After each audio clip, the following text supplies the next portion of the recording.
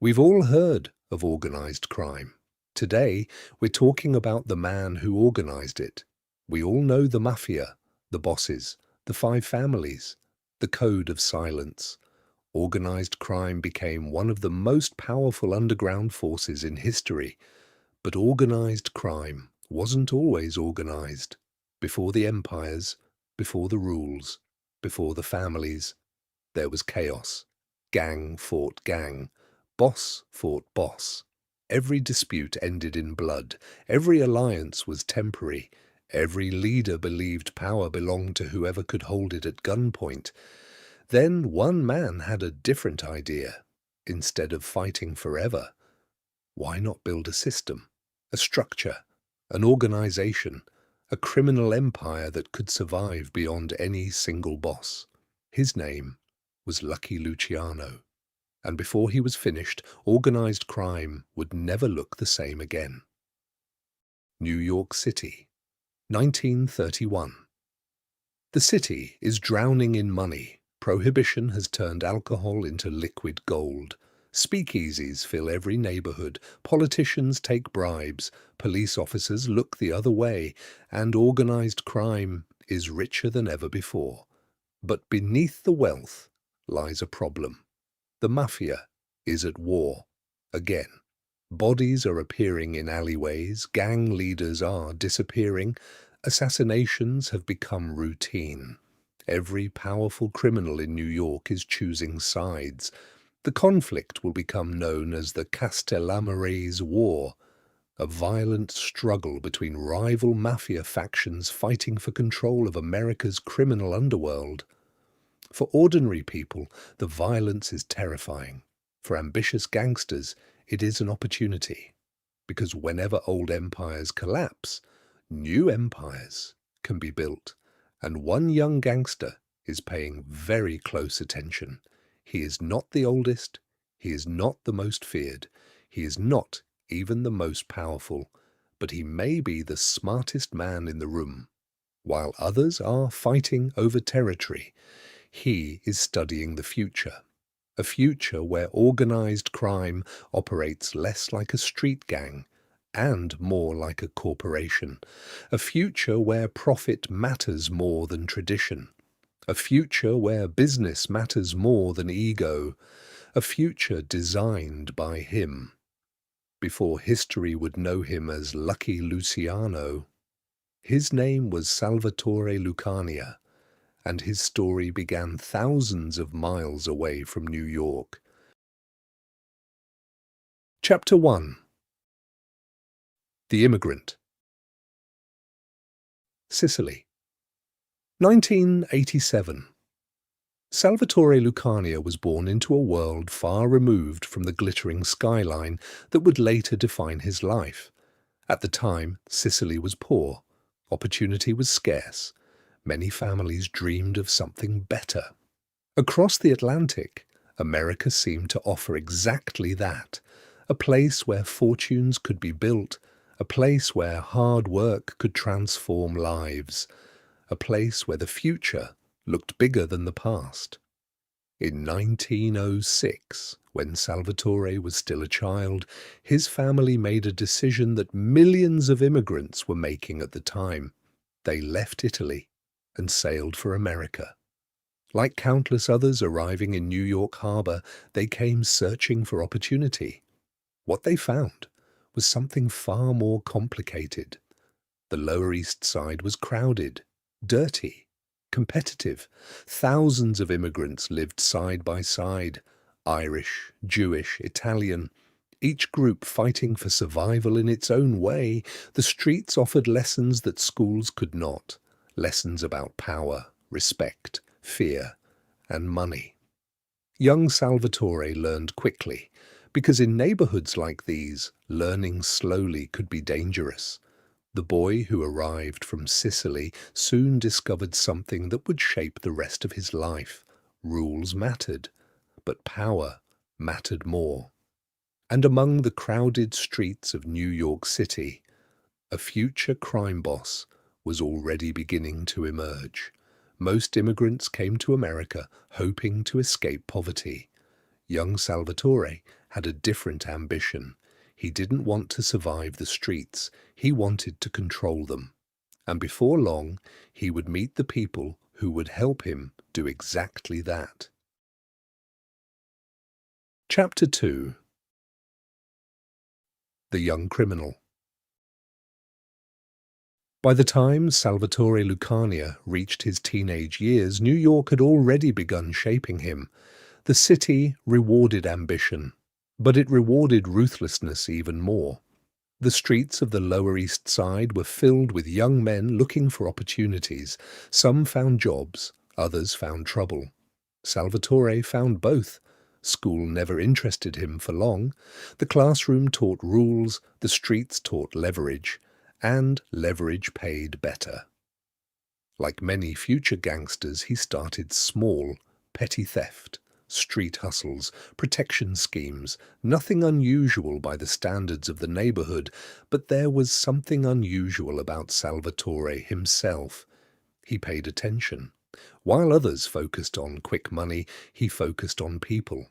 Who had influence, who had connections, who could be useful, who could not. Even at a young age, he seemed less interested in crime itself than in the systems behind it, the networks, the relationships, the opportunities, because opportunities were everywhere if you knew where to look. One day, a young Jewish boy found himself being harassed by local gangs. The gangs wanted protection money, pay up, or face the consequences. It was a common arrangement. Most boys paid. This one refused. His name was Meyer Lansky, and that decision would change both of their lives. Salvatore noticed him immediately, not because he was powerful, not because he was wealthy, but because he was different. Most people responded to pressure by giving in. Lansky pushed back, and Luciano respected that. The two became friends. An unusual friendship for the time. Italian gangs generally worked with Italians. Jewish gangs worked with Jews. The neighborhoods were divided. The loyalties were divided. The opportunities were divided. Luciano saw those divisions as limitations. If money was the goal, why restrict yourself? Why refuse profitable partnerships? Why allow tradition to determine business? It was a mindset that would later transform organized crime. But first, it helped build a friendship, one that would last for decades. Soon, another ambitious young man joined their circle. His name was Benjamin Siegel. History would remember him as Bugsy Siegel. Charismatic, fearless, dangerous. The three young men formed a partnership, unlike anything their neighborhood had seen. Different backgrounds, different personalities, one shared goal, money.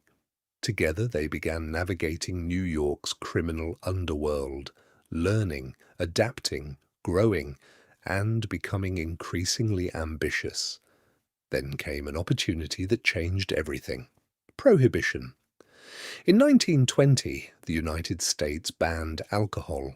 Supporters believed the law would reduce crime, reduce poverty, reduce social problems. Instead, it created one of the largest black markets in American history. People still wanted alcohol. Restaurants wanted alcohol. Politicians wanted alcohol. Police officers wanted alcohol.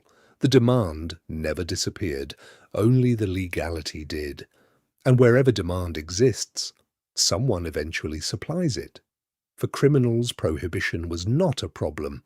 It was a business opportunity, one worth millions. Young gangsters across America rushed to seize it. Luciano was among them, and unlike many of his rivals, he viewed the situation through a business lens. This wasn't about loyalty. This wasn't about tradition. This wasn't about old-world mafia customs. This was about profit, and profit could be scaled. The money arrived quickly. Bootlegging operations expanded. Networks grew. Connections multiplied. For the first time, Luciano was operating in a world far larger than neighborhood gangs. The stakes were increasing, the rewards were increasing, and so were the dangers, because enormous profits attract powerful enemies. And in New York, powerful enemies were everywhere.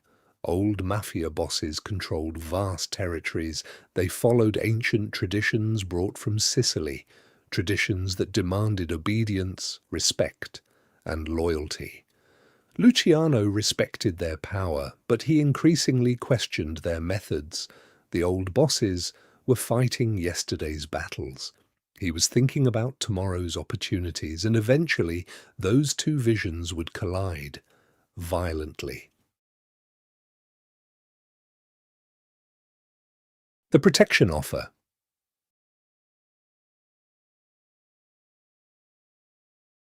Imagine you're 13 years old. You're walking home through the streets of New York. The year is 1915. A group of local boys steps into your path. You know what they want. Money. They always want money. Most people pay. It's easier that way, but this time you refuse. The boys move closer. The situation feels dangerous. Then another teenager appears, confident, unbothered. He tells the gang to leave. Surprisingly, they do. The stranger turns toward you. He smiles and makes an offer. For a small fee, he'll make sure nobody bothers you again. Most people would call it extortion, but you're impressed. Because unlike the others, this kid isn't using fear. He's selling a service. His name is Charlie Luciano, and someday he'll build an empire using exactly the same principle. Protection for a price. By the mid-1920s, Luciano was no longer a street hustler, no longer a neighborhood criminal, no longer a promising young gangster. He was becoming a serious player in a rapidly expanding criminal economy. But success created a new problem. The higher he climbed, the closer he came to the men who already controlled the top, and those men had no intention of sharing power. Chapter 3. The Castellamarese War. By the late 1920s, Lucky Luciano had a problem. Actually, he had two. The first was success. The second was the people standing above him.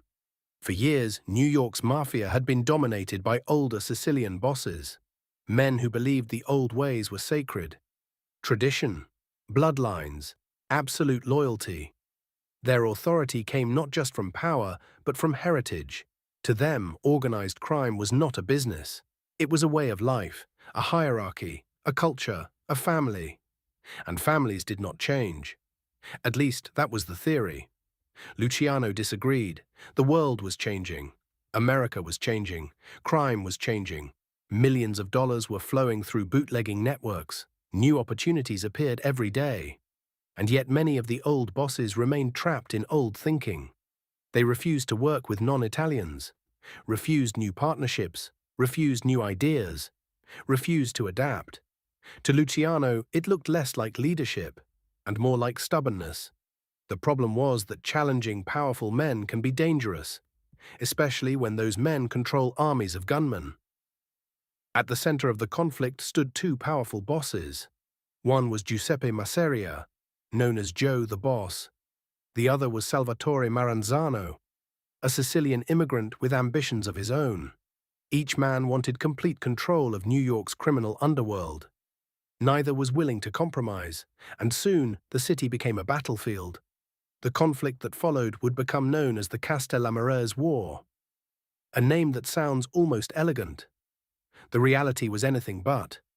Men vanished, cars exploded, bodies appeared in vacant lots, restaurants became crime scenes, trust became impossible. Every meeting could be a trap, every handshake could be a death sentence. For nearly 2 years, New York's underworld descended into chaos. Gangsters chose sides, old friendships dissolved, new alliances emerged. Nobody knew who would survive, and in the middle of it all sat Lucky Luciano, watching, calculating, waiting. Because unlike many of his rivals, Luciano was not interested in winning the war. He wanted to end it. The longer the fighting continued, the more obvious the truth became. Everyone was losing. Money was being wasted. Businesses were disrupted. Profits were shrinking. The old bosses were destroying the very thing they claimed to protect. Luciano began asking a dangerous question. What if the real problem wasn't which boss was winning? What if the problem was the bosses themselves? For a young gangster, even thinking such thoughts could be fatal. Speaking them aloud could be suicide. But Luciano wasn't alone. Many younger criminals were reaching the same conclusion. The old generation had become a liability. Their traditions had become obstacles. Their pride had become expensive. And eventually, someone would have to do something about it. Then, in 1931, Luciano made his move. One of the most consequential decisions in organized crime history. A decision that would reshape the mafia forever, and it began with lunch. The last meal. Imagine sitting in a busy New York restaurant. The year is 1931. The city outside is noisy, alive, unaware. Inside, a powerful mafia boss enjoys lunch with men he trusts. Or at least men he thinks he trusts. The conversation is ordinary. Business. Money. The future. Nothing seems unusual. Then one of the younger men excuses himself. Just for a moment. He says he needs to take a phone call. Nobody suspects anything. Why would they? The young man has been loyal for years. The boss watches him leave and returns to his meal. A few moments later, several armed men burst through the door. The shooting lasts seconds. When it ends, one of the most powerful men in organized crime lies dead on the floor. The young man who stepped away never returns to the table. His name is Lucky Luciano. And the old order is about to collapse. On April 15, 1931, Joe Masseria was assassinated. Most historians believe Luciano helped orchestrate the hit. Whether out of ambition, necessity, or survival, the result was the same. One king was gone. For a brief moment, it appeared that Salvatore Maranzano had won the war. He declared himself the new leader of New York's mafia. The boss of bosses. The undisputed ruler of organized crime. Many accepted his authority. At least publicly. But Luciano was already seeing a familiar pattern. One old boss had fallen. Another had simply taken his place. The system itself remained unchanged. And that was the real problem. Maranzano believed the war was over. Luciano believed it had just entered its final phase. Because while Maranzano celebrated victory, Luciano was planning a revolution. Not against a rival family. Not against a rival gang.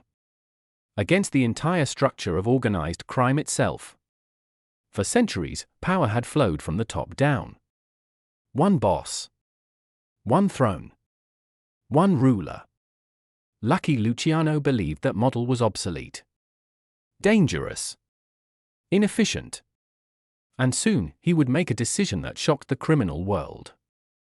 A decision that would transform organized crime from a collection of feuding gangs into a system. A system so effective that parts of it would survive for generations.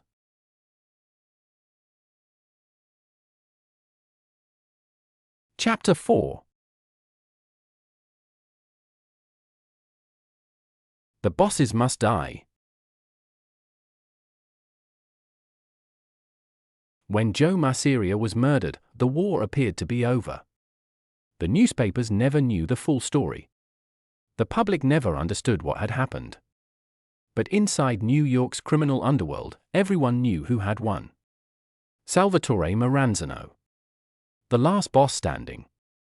The new ruler of organized crime. Or so he believed.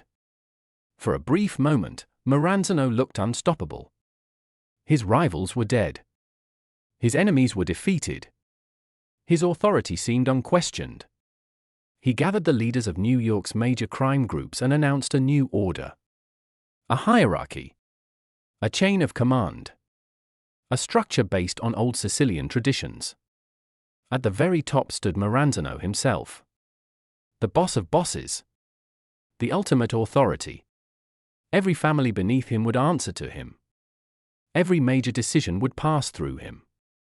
Every powerful gangster would know his place. To many, it sounded reasonable. After all, wasn't that what the war had been about? One leader defeating another. One king replacing another. The cycle seemed complete. But Lucky Luciano saw something different. He saw the same problem wearing a different suit. The old system had nearly destroyed the mafia. Years of bloodshed. Millions lost. Countless lives wasted. All because powerful men refused to share power. And now Maranzano wanted to recreate the exact same structure that had caused the war in the first place. Luciano believed the future required something different. Not one ruler. Not one throne. Not one man deciding everything. A system. A council. Rules that applied to everyone. Even the most powerful bosses. Especially the most powerful bosses. But there was a problem. Maranzano wasn't interested in sharing power. And increasingly, he wasn't interested in Luciano either.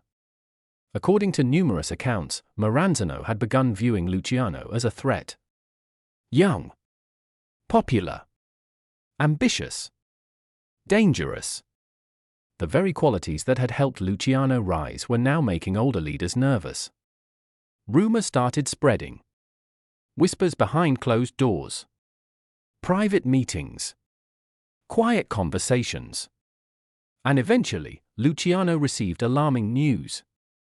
Maranzano may have ordered his assassination. Whether the threat was immediate or merely suspected remains debated. But from Luciano's perspective, the situation was clear. If he waited, he might die. If he acted first, he might survive. Many anti-heroes eventually reach this crossroads. The moment where caution becomes riskier than action. The moment where waiting feels more dangerous than moving. Luciano made his choice. The office. Imagine arriving at work on a normal morning. You're successful. Powerful. Respected. You believe you've won. The war is over. The future belongs to you. Your assistants announce several visitors. Government agents, they say. They need to speak with you about official business. Nothing unusual. Powerful men meet government officials all the time. You invite them inside. The door closes behind them. Then something feels wrong. The men aren't government agents. They aren't officials at all. They are assassins. The realization comes too late. The meeting lasts only minutes. The empire you fought to build disappears with you. And the criminal world changes forever. Back to the main story. On September 10, 1931, Salvatore Maranzano was murdered in his Manhattan office. The man who had declared himself boss of bosses ruled for less than 6 months. The old order was dead. Both major leaders of the Castellammarese war were gone. The throne was empty. And everyone expected Lucky Luciano to claim it. After all, that's how power worked. One king dies. Another takes his place. History repeats itself. But Luciano shocked everyone. He refused the title. No boss of bosses. No supreme ruler. No king. Instead, he proposed something revolutionary. Something that sounded almost corporate. The major crime families would govern together. Disputes would be resolved through discussion. Territories would be respected. Business would come first. Violence would become a last resort rather than the first option. The goal wasn't friendship. The goal was profit. For generations, organized crime had operated like feudal kingdoms. Luciano wanted it to operate like a boardroom. And surprisingly, many powerful gangsters agreed. Because they were tired. Tired of war. Tired of instability. Tired of watching fortunes disappear every time two bosses had an argument. Luciano wasn't promising peace. He was promising efficiency. And efficiency is incredibly persuasive when money is involved. Soon, one of the most important institutions in criminal history would emerge. A governing body. A council. A commission. A system that would outlive nearly everyone involved in creating it. Most gangsters spend their lives trying to become powerful. Lucky Luciano had achieved something rarer. He was redesigning power itself. And the organization he built would transform organized crime from a collection of gangs into an empire.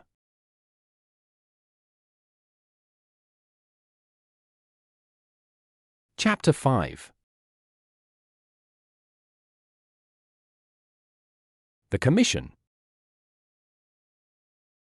Most revolutions begin with a speech, a protest, a battle.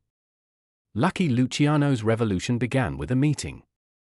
And on the surface, it sounded almost boring. No dramatic declarations. No armies marching through the streets. No gunfire. Just an idea. An idea so effective that it would reshape organized crime for generations. The old mafia had been built around one principle. Power flowed upward. Everyone answered to a boss. And eventually, every boss answered to a bigger boss. The system created authority. But it also created conflict. Because every ambitious leader eventually wanted the top position. And there could only be one. The result was predictable. War. Again and again. Luciano wanted something different. Something more stable. Something more profitable. He understood a truth that many leaders never learn. The greatest threat to an organization often comes from within. Not rivals. Not enemies. Not governments. Internal conflict. And organized crime was drowning in it. So Luciano proposed a new structure. The major crime families would continue operating independently. Each family would control its own territory, its own businesses, its own operations. But no single boss would rule over everyone else. Instead, major disputes would be handled by a governing council. A commission. Today, the idea sounds obvious. Back then, it was revolutionary. Because it transformed organized crime from a collection of competing kingdoms into something closer to a corporation. Different divisions. Different leaders. One shared interest. Profit. The commission included representatives from New York's major mafia families. Powerful figures from other cities were also brought into the conversation. Not because they trusted one another, but because cooperation made money. And money has always been one of the strongest forces in human history. For the first time, there were mechanisms for resolving disputes before they became wars.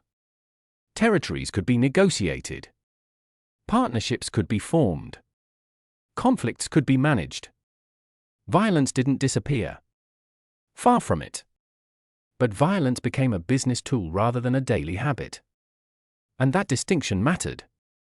Under the new system, organized crime expanded rapidly. Bootlegging. Gambling. Loan sharking.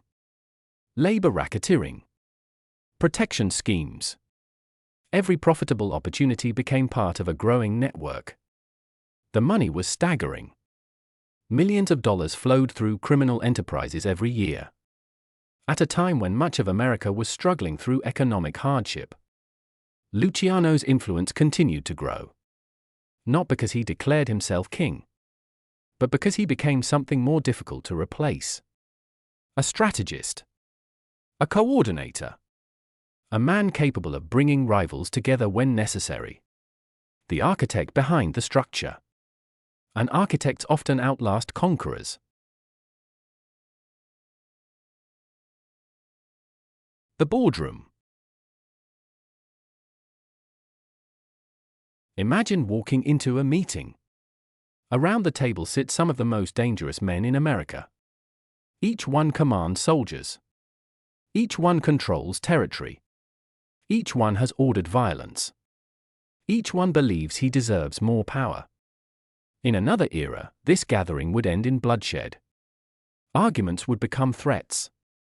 Threats would become murders. But today is different. Today they're discussing business. Profits.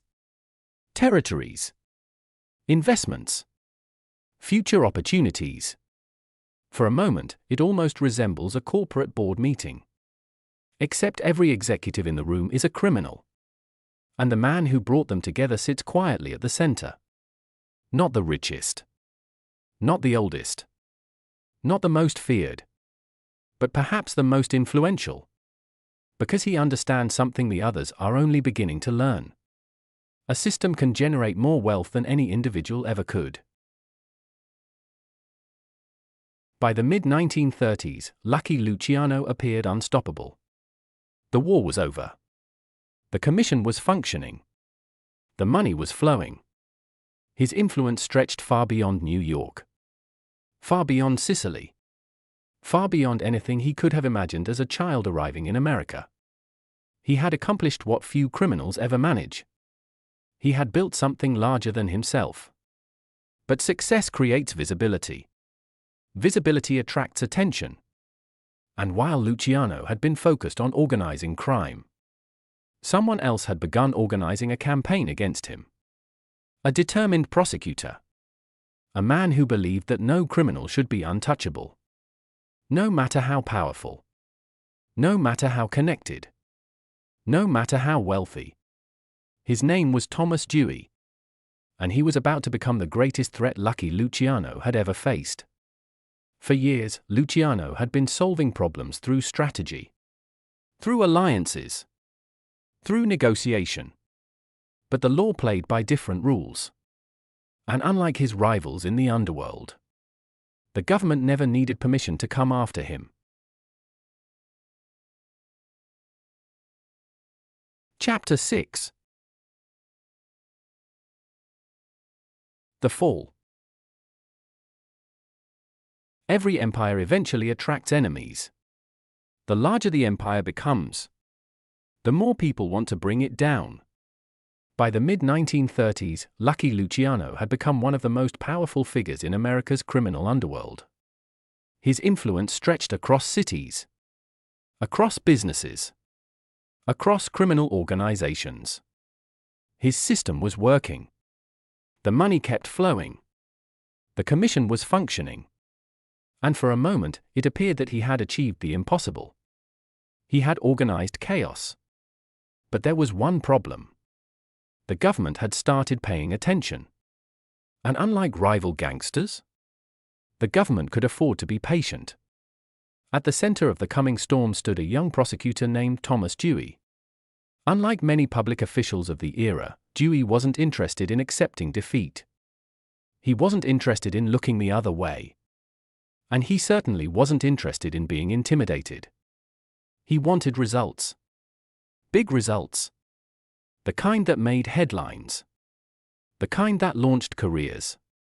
And few targets were bigger than Lucky Luciano. For years, law enforcement had struggled to pin serious charges on organized crime leaders. The bosses rarely committed crimes themselves. Not directly. Orders passed through layers of intermediaries. Witnesses disappeared. Evidence vanished. Cases collapsed. The system protected itself. And Luciano understood that system better than most. But Dewey was studying the same system. Looking for weaknesses. Looking for pressure points. Looking for something that could finally bring down the man many considered untouchable. Eventually, he found one. Investigators began focusing on a large prostitution network operating throughout New York. The allegations were explosive. Authorities claimed the operation involved hundreds of women. numerous locations, and millions of dollars in revenue. More importantly, prosecutors believed the profits ultimately flowed upward toward Luciano. To this day, historians continue debating exactly how much direct control Luciano exercised. Some believe he was deeply involved. Others argue prosecutors exaggerated his role. But in court, perception often matters almost as much as proof. And public perception was shifting rapidly. Newspapers loved the story. The powerful gangster. The secret empire. The corruption. The vice. The scandal. Every headline made Luciano look larger than life. And larger targets are easier to aim at. The reporter. Imagine sitting inside a crowded newsroom. The year is 1936. Typewriters hammer relentlessly. Editors shout across the room. Reporters race against deadlines. Then the story arrives. Lucky Luciano, the most powerful gangster in America, facing criminal charges. The room erupts with excitement. Everyone knows this will sell newspapers. People love stories about powerful men falling, especially men who seemed invincible. The reporter begins writing. Not about evidence. Not about legal arguments. About a narrative. The king of crime. The mastermind. The untouchable boss finally brought to justice. By the next morning, millions of readers will believe they already know the ending. And sometimes public opinion reaches a verdict long before the courtroom does. In 1936, Luciano was arrested. The trial that followed became one of the biggest criminal cases in America. Witnesses testified. Evidence was presented. The press covered every development. And Thomas Dewey made sure the public understood exactly what was at stake. This wasn't just a trial. It was a battle for legitimacy. A battle between the state and organized crime. Luciano maintained his innocence. His lawyers fought aggressively.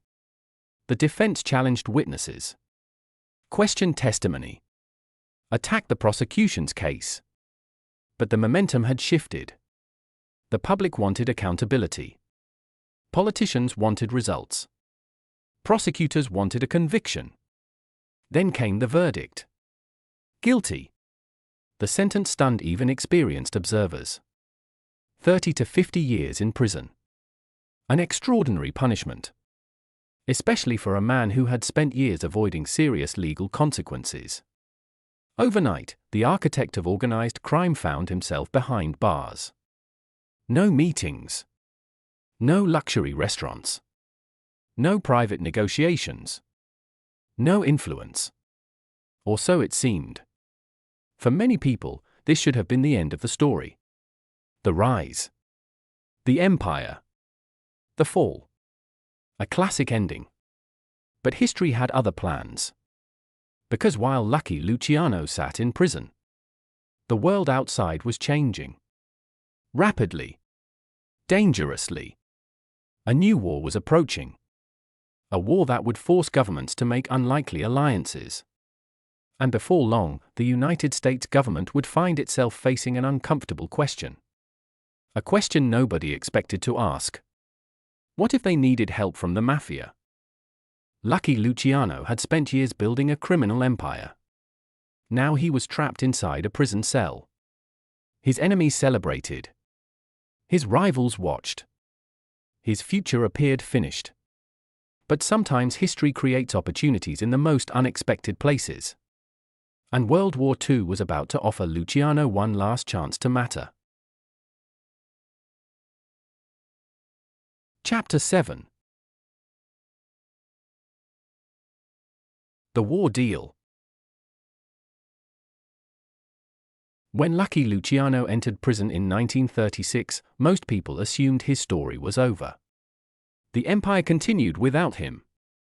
The streets moved on. New leaders emerged. New opportunities appeared. and the man who had helped reshape organized crime found himself staring at prison walls. Day after day. Year after year. Then the world changed. Again. September 1939. War erupted across Europe. Countries mobilized. Armies marched.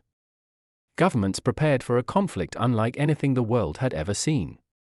At first, the United States remained on the sidelines. But by the early 1940s, everyone understood the truth. America would eventually be drawn in. And when it was, national security became the highest priority. Then came a new problem. One that seemed almost unbelievable. The docks. New York's waterfront was one of the most important logistical hubs in America. Ships arrived daily. Cargo moved constantly. Supplies flowed through the harbor. And much of that activity existed under the influence of organized crime. For decades, criminal organizations had cultivated relationships among dock workers, unions, and waterfront businesses. It wasn't official control. But it was influence. And influence can be just as powerful. After America entered the war, fears of sabotage spread rapidly. Government officials worried about spies, enemy agents, disruptions to critical shipping operations. The stakes were enormous. Every delayed shipment could affect the war effort. Every act of sabotage could cost lives. The government needed information. The government needed cooperation. And strangely enough, the government needed access. There was just one problem. Many of the people who controlled the waterfront weren't interested in talking to federal authorities. But they might listen to someone else. Someone they respected. Someone they feared. Someone whose influence still extended beyond prison walls. That someone was Lucky Luciano. Historians continue debating the exact details of what happened next. But most agree on the broad outline. Government officials made contact. Discussions took place. And Luciano's network became part of a wartime effort to improve security around the docks. The arrangement sounded almost absurd. The United States government, working with organized crime. The very criminal organizations it had spent years trying to destroy. But war has a way of changing priorities. Suddenly, practical solutions matter more than ideological purity. Former enemies become temporary allies. Uncomfortable compromises become acceptable. And people once considered untouchable criminals become useful assets. For Luciano, the situation was extraordinary. From a prison cell, he had become relevant again. Not because he had escaped. Not because he had regained power. But because influence and authority are not always the same thing. The government had taken away his freedom. It had not taken away his connections. The visitor. Imagine sitting alone inside a prison office. The year is 1942. The war dominates every newspaper headline. Thousands are dying overseas. The future feels uncertain. Then a visitor arrives. Not a lawyer. Not a family member. Not a fellow criminal. A government representative. The kind of person who normally spends his career putting men like you behind bars. The conversation begins politely. Carefully. Neither side fully trusts the other. But both sides need something. The government needs help. You need leverage. As the discussion continues, an uncomfortable reality emerges. Sometimes the line between outlaw and ally is thinner than anyone wants to admit. Whether Luciano's contribution was decisive remains heavily debated. Some accounts portray him as a critical figure. Others argue his role has been exaggerated over time. Like many stories involving organized crime, separating fact from legend is difficult. And perhaps impossible. What is clear is that the arrangement benefited Luciano. His cooperation did not go unnoticed. As the war progressed, conversations about his future began to change. The man serving a lengthy prison sentence suddenly looked less like a permanent prisoner and more like a useful partner, at least temporarily. Then came the decision, one that shocked many observers. After serving less than a decade behind bars, Luciano would be released. But freedom came with conditions. A condition that would change the rest of his life. Because while America was willing to open the prison gates, it was no longer willing to let him stay. Lucky Luciano had spent decades building an empire in America. The streets, the businesses, the networks, the relationships. Everything that mattered was there. Now he faced a future without any of it. Because the government had finally found a way to remove him. Not through prison. Not through execution. But through exile. And for a man who built his life around influence, exile can be its own kind of sentence. For years, Lucky Luciano had lived by one principle. Everything was negotiable. Territory. Partnerships. Loyalty. Peace. War. If a deal could be made, Luciano would find it. Now, sitting inside a prison cell, he faced perhaps the most important negotiation of his life. The government wanted him gone. Luciano wanted his freedom. And eventually, both sides got what they wanted. The prison gates would open. But freedom would come with a price. A price that raises an interesting question. Was Lucky Luciano being punished? Or was he making one final deal? Chapter 8. The last negotiation. In 1946, Lucky Luciano walked out of prison. For most inmates, freedom means returning home. Returning to family. Returning to the life they left behind. Luciano's situation was different. Because the moment he stepped outside, he already knew he could never return to the life he once had. America was finished. The government had made that clear. His sentence would end. His exile would begin. But from Luciano's perspective, the arrangement may have looked very different. After all, the alternative was simple. Stay in prison. Grow old behind bars. Watch the world move on without you. Instead, Luciano was being offered something most gangsters never receive. A second chance. The agreement was straightforward. America would release him. And Luciano would leave permanently. No appeals. No negotiations. No return. For the government, it solved a problem. For Luciano, it solved a bigger one. Because freedom has a way of making difficult choices easier. When he boarded the ship bound for Italy, he wasn't a defeated man. He wasn't being led in chains. He wasn't hiding from enemies. He wasn't running for his life. He was leaving prison as one of the most famous gangsters in the world. Still wealthy. Still connected. Still alive. And for a man who had spent his life surrounded by violence, survival was no small achievement. Many of his rivals had ended their stories in restaurants. On sidewalks. In hotel rooms. At the end of a gun barrel. Joe Masseria was dead. Salvatore Maranzano was dead. Countless others had met similar fates. Lucky Luciano was boarding a ship. There are worse ways for a gangster's story to continue.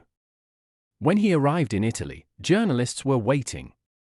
Photographers followed him everywhere. The public remained fascinated. The newspapers treated him less like a criminal and more like a celebrity. The man who had helped shape America's criminal underworld had returned to the country of his birth. And people wanted to see him. Yet something had changed. For decades, Luciano had been at the center of events. The meetings. The negotiations. The decisions. The opportunities. Now those events were happening thousands of miles away. In New York. In Chicago. In the cities where the empire continued to grow. Without him, The phone call. Imagine spending 20 years building a company. You know every employee, every customer, every opportunity, every secret. Then one day you're told you can keep your freedom, but you must leave the country forever. Years later, the phone rings. Old associates, old friends, old partners. They're discussing deals, problems, new opportunities. The business is still thriving. The machine is still running. But you're no longer in the room. You're hearing about decisions, not making them. And for the first time in your life, influence feels different. Distant. Like an echo. Luciano spent the rest of his life trying to remain relevant. And to some extent, he succeeded. Authorities continued monitoring him. Journalists continued interviewing him. Law enforcement agencies continued worrying about him. Even from across an ocean, people believed he still mattered. That alone says something about the reputation he had built. But reputation and power are not the same thing. One lives in the present. The other lives in memory. And as the years passed, Luciano slowly became something he had never been before. A legend. Most criminals are remembered for the crimes they committed. Lucky Luciano would be remembered for something else. A system. A blueprint. An organization that continued functioning long after he lost direct control of it. Which raises the final question. Was Lucky Luciano a gangster? A businessman? A visionary? Or simply a criminal who understood the future before everyone else? That's the question history is still debating. And it's where our story ends.